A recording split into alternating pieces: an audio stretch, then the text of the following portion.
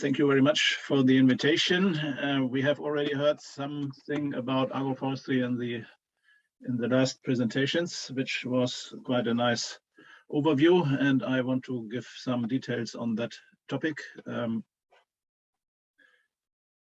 now. So it already was mentioned that there's some 7% of the landscape covered with agroforestry, as I remember from Anna, I think. I found some similar numbers. It's 8.8%. There's a study on agroforestry in Europe, and the outcome is basically that there is some 15.4 million hectares covered with agroforestry systems, and as one easily can see, it's mainly in the Mediterranean area and mainly livestock with trees somehow. That's the most widespread form of agroforestry in Spain, Portugal, and so Italy, and so on. And the remaining 0.3 million hectares are something different. In Germany, it's not that much. So basically, it was already given a kind of definition, or I just will give again the official definition on agroforestry. That's basically the combination of trees with crop or livestock production, and both sides should benefit from this combination. Generally, it can be said that a combined system always is more productive than a pure forestry system or a pure agricultural system. This has been found out by some studies that the sunlight is more efficiently used. Easy to understand if you have a field where sometimes in the year no biomass production takes place after harvest or just before harvest. So in this period, the potential of sunlight for photosynthesis is not being used. If you have some trees in there, they at least will make use of the sunlight in that period. So this is one reason why these combined systems are more efficient, a more efficient use of the sites. So the different types of here they are given arable systems, livestock agroforestry, and high value tree agroforestry. This kind of differentiation was not known to me before, but you can, if you use this system, you can look at this like this. Here are the traditional, an example from Germany as well as from other parts in Europe. I think in England and Denmark and so on, you will find this traditional wall hedges as well. From the forestry point of view, it's a coppice with standards. Standards are the big oak trees which stay most of the time. They may stay for 80 years or so.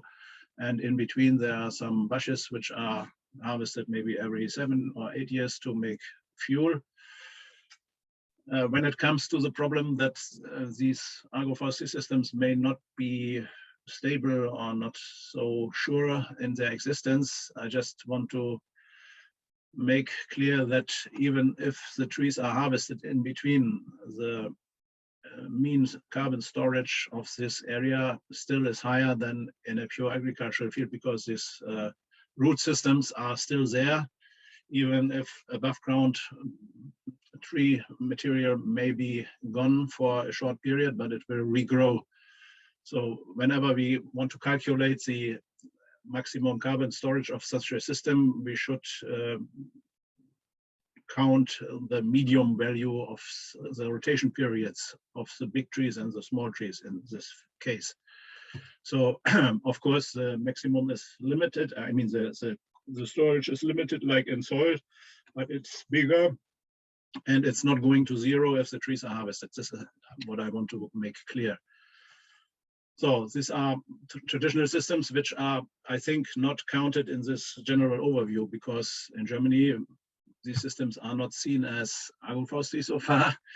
Waldhecken in northern Germany are even just regarded as a nature conservancy thing, but not as a production thing. And so the definitions are not so clear so far. This is a new way of agroforestry, this alley cropping system. That means that a more or less wide stripe of trees, in this case it are willows, are planted in the agricultural fields normally in a way that in between and at the end the entire machine can pass by without any problems, because this was of course the reason for the destruction of former agroforestry systems in Europe, that the trees were a problem for the machinery. And yeah, if you have at least 24 meters or even 38 meters to go through with a complete machinery equipment for spraying or whatever, then these trees are not a real disturbance, but they offer good positive benefits in terms of protection from wind.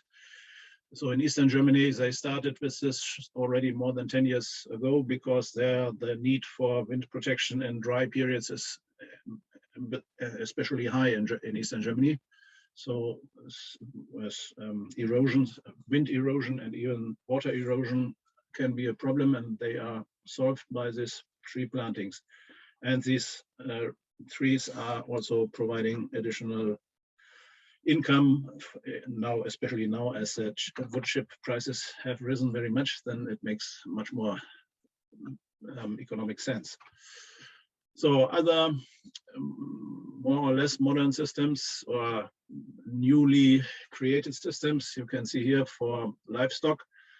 Here's a farmer in northern Germany who had the experience that cows died of heat 2 years ago. And then he became aware that they need some shadow. Not only cows, but also other animals need shadow in heat periods. Therefore, you need some shadow trees. And also fodder hedges he has planted, because cows and other animals are not only relying on grass food, but also they can eat leaves of trees and bushes as an additional supply, especially in dry periods. Again, if the grass has died, then at least the trees have some leaves. And a system which got very big attractivity in Germany the last years is this way of putting hands between such tree rows or trees at least, because you get much more money for free grazing hands. For the eggs, I mean, and as hens are usually forest animals, they do not feel well on an open space, so they need some protection from animals as well as from heat. And so this more and more farmers are applying this combination of hen and trees. Also, if you have fruit trees, hens can be used as a natural help against the insects which are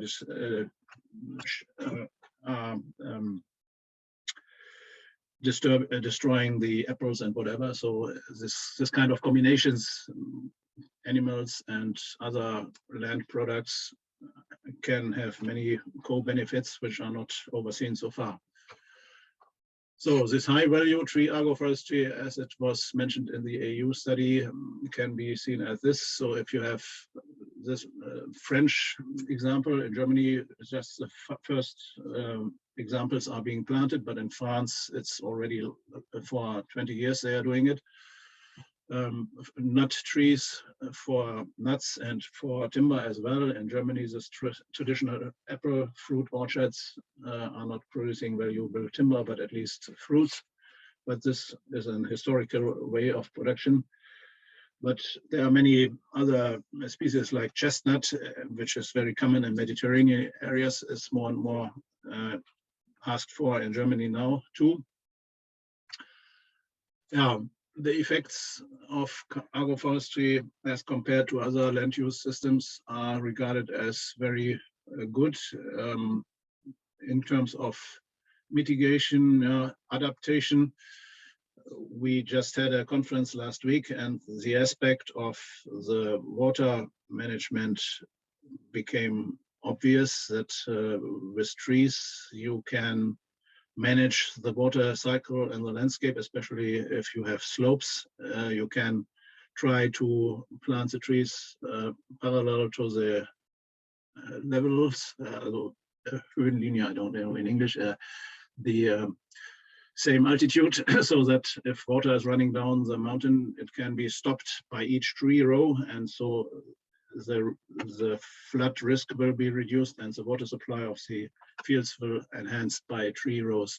And so shadow and cooling down the landscape by water evaporation from trees is also very helpful in coming high periods.